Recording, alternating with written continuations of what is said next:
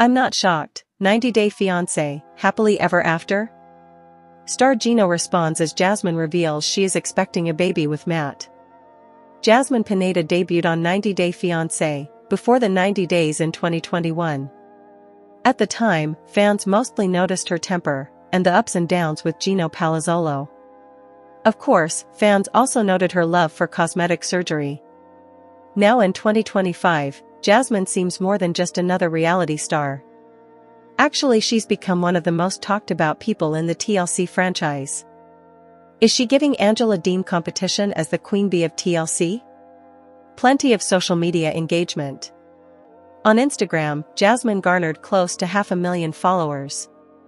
In fact, her 3 most recent pinned posts, including one uploaded only a day ago, pulled in between 9K, 14K, and over 1,200 comments. Obviously, so much interaction puts Jasmine ahead of many of her co-stars. Everyone knows that engagement matters because it generates income and also reveals that people react and debate. Is Jasmine popular, or did she get so much interaction because of her polarizing nature?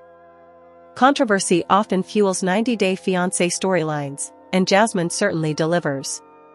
After marrying Gino, their marriage quickly cracked under the pressure.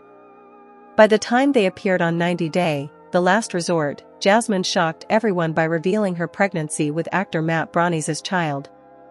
Later, she gave birth to their daughter Matilda in March. The threesome. Since then, Jasmine shared updates about her life with Matt Jasmine, who seems to co-parent their child. That started after she asked Gino to accept an open marriage. Meanwhile, her legal ties to him remain unresolved. At the same time, Jasmine Pineda claimed she wanted to return to Panama to be closer to her 2 sons she left behind. Therefore, her story stays complex and which keeps fans coming back for more. The Angela Deem comparison. For years, Angela held the crown as the queen of the TLC franchise. With nearly 1 million followers, she still commands a bigger platform. However, Angela's engagement seems, on average, way less. Meanwhile, Jasmine's posts feel lively and current. Fans either love Jasmine or love to hate her. Actually, that's what Angela used to be like before she became yesterday's news. Back in 2023, we wrote about whether Jasmine could become the next Larissa Lima because of her cosmetic procedures. At the time, the comparison seemed fair since both women loved glamour and controversy. Yet in 2025, Jasmine looks different. She no longer feels like a copy of Larissa. Instead, she somehow built her own brand of drama and influence. The new queen. So, did Jasmine Pineda take over as the queen of 90 Day Fiancé? Possibly, as the numbers certainly show a lot of engagement. She drives fresh drama, and she keeps her audience invested with every new update. One thing that we know about her is that she seems impossible to ignore. What are your thoughts? Sound off in the comments below, and come back here often for all your 90 Day Fiancé cast news and updates. 90 Day Fiancé, Jasmine Pineda returns to Panama with emotional message marking the end of an era. Jasmine Pineda from 90 Day Fiancé, happily ever after? Recently posted a new Instagram update suggesting that she has left the United States. She met her estranged husband, Gino Palazzolo, on a sugar baby website during the COVID-19 pandemic. Eventually, Jasmine and Gino began a serious relationship, and she moved to the United States with high hopes and dreams. Unfortunately, their marriage is deteriorating in 90 Day Fiancé, happily ever after? Season 9 due to the lack of mutual respect and intimacy. They reportedly separated during filming, and Jasmine later had a baby with her friend from the gym, Matt Jasmine. Recently, Jasmine posted an Instagram post with Panama tagged as her location. She shared affectionate pictures with Matt on Instagram, tagging the location as Panama, indicating her sudden departure from America. In her post, she wrote, "Happily ever after? More like happily done explaining myself. Catch me on 90 Day Fiancé, happily ever after, unbothered, unfiltered, and finally choosing me." Jasmine didn't clarify whether she was serious about being in Panama or joking. She didn't explain why or when she visited Panama with Matt, leaving fans with many questions. One fan with the username @Sacadurizable commented, "Where are they? In Panama?" Another person asked if she had reunited with her sons in Panama. What Jasmine tagging Panama as her location really means. It's good news that Jasmine has returned to Panama after not being able to see her sons for more than 2 years. However, it's also possible that she simply used the location tag symbolically, to let her fans know that the Florida beach reminds her of Panama. Jasmine also enjoys teasing her fans and making controversial posts to keep them entertained. A few weeks ago, she posted a video pretending to faint in front of the camera. It's possible that Jasmine tagged Panama as her location to spark conversation. Within just 12 hours, her Instagram post received nearly 18,000 likes. Jasmine has dropped a few hints about why she hasn't moved to Panama yet. In some of her recent posts, she has tagged her location as the United States. Therefore, it's difficult to believe that she has suddenly moved back to Panama, especially with her friend, Matt. Jasmine typically shares all significant updates on her social media, but she has yet to post anything about returning to Panama. This leads to the logical conclusion that her latest post with the Panama location tag is most likely a ploy to attract attention. Our take on Jasmine's emotional message.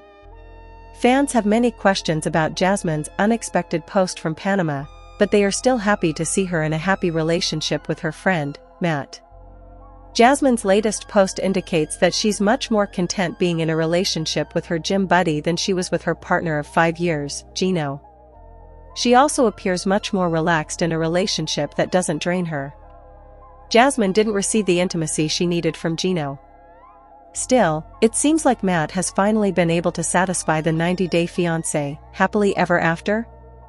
Star's emotional and physical needs, as shown by their cuddly photos on Instagram.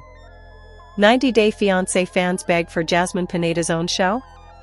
90-Day Fiancé star Jasmine Pineda is getting a lot of attention following the latest episode of 90 Day, The Last Resort Season 2 Tell-All. The 38-year-old has faced many controversies over the years due to her roller coaster marriage with Gino Palazzolo. The two have been struggling with their intimacy, and there have been speculations that Jasmine has already found a new man behind the cameras. But aside from the issues, some fans are begging TLC to make a show solely for Jasmine. Keep reading to see why. 90 Day Fiancé, Jasmine Pineda and Gino Palazzolo's story so far. The latest 90 Day, The Last Resort Tell-All episode featured Gino and Jasmine being more open about their struggles. According to Gino, they fight every day, and his wife doesn't listen to him. He was then asked why he didn't want to sleep with his wife. Gino answered, "We have no emotional connection any." Before the 90 Days, Tell-All Part 1 just confirmed what I already suspected about Loren. Their 90 Day Fiancé storyline also ended on a traumatic note, with Loren making awkward threatening gestures that raised even more red flags.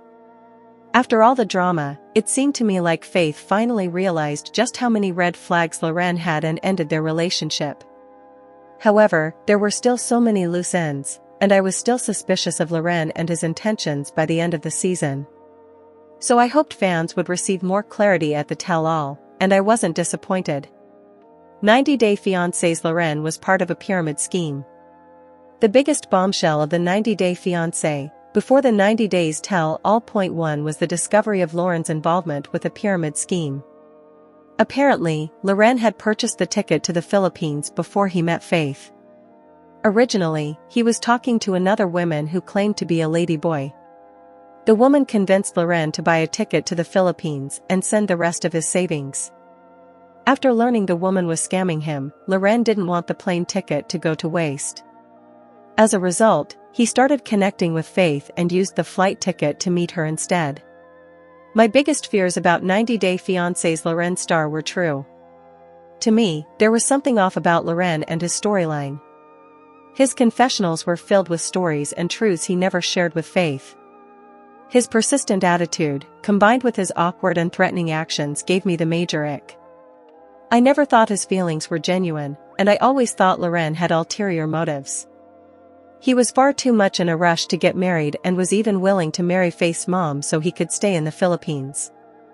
He also seemed to care more about having an open relationship than about Faith's feelings, Even though he showed up in the Philippines with an STD throughout their segments, I feared Loren was either running away from a bad situation in America or was using faith to better himself in the Philippines, and I think my conclusions were right. Loren didn't care about who he was dating or meeting.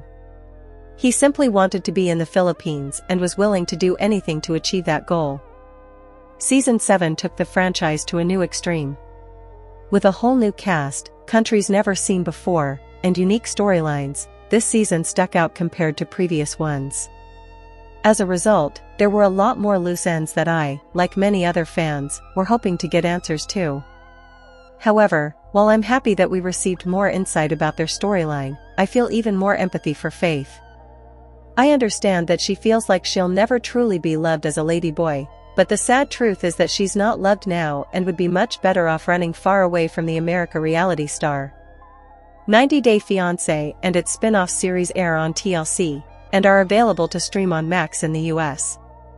I was wrong, Greg's mom on 90 Day Fiance is not another Debbie Johnson. The mothers-in-law of the 90 Day Fiancé franchise are often known for stirring up drama in their children's relationships. When Lucille, Greg Chalik's mom, first appeared, I thought she was going to be another Debbie Johnson. Debbie, Colt Johnson's mother, is known for being one of the most overbearing mothers in the franchise. Colt appeared on the 90 Day Fiancé series with 3 different women and Debbie managed to intervene in each relationship. The only woman Debbie seemed to tolerate was Vanessa Guerra, Colt's second wife, but even they had their issues throughout the series. So when Lucille first appeared in the franchise, I thought she was another Debbie. She seemed to be just as controlling as the alum and she babied Greg. Lucille didn't make him work or pay rent. She also had a lot of complaints about her future daughter-in-law, like her need to take 2 showers a day. However, now that some more time has progressed, I realized I might have jumped to conclusions. 90 Day Fiancé's Joan intentionally antagonized Lucille. When Joan, Greg, and Lucille first appeared on screen, I thought it was going to be a disaster. Lucille let Greg live rent-free.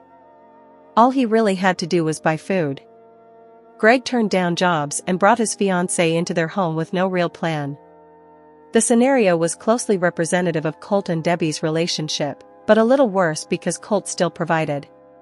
However, my point of view started changing when Joan admitted to antagonizing her soon-to-be mother-in-law.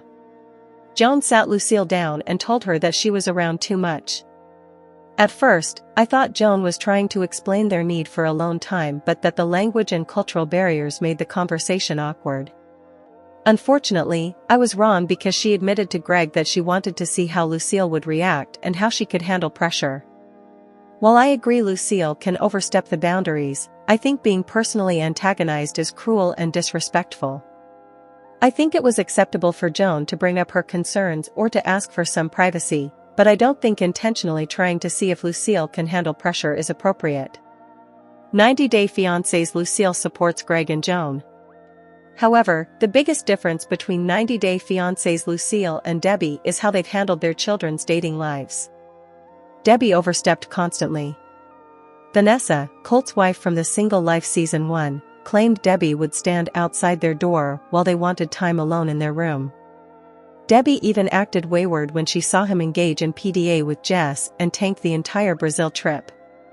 Through Debbie's actions, it was clear that she was jealous of any woman who threatened her connection with her son. However, Lucille seems much more supportive of their relationship compared to the other problematic 90 Day Fiancés in-laws over the years. This was most evident when she offered to help organize and pay for most of the wedding. Lucille is showing patience, understanding, and support. Lucille recognizes the couple doesn't have a lot of time or finances, and that they are in an awkward transition period. As a result, she's willing to help them get settled if it means they will be happy.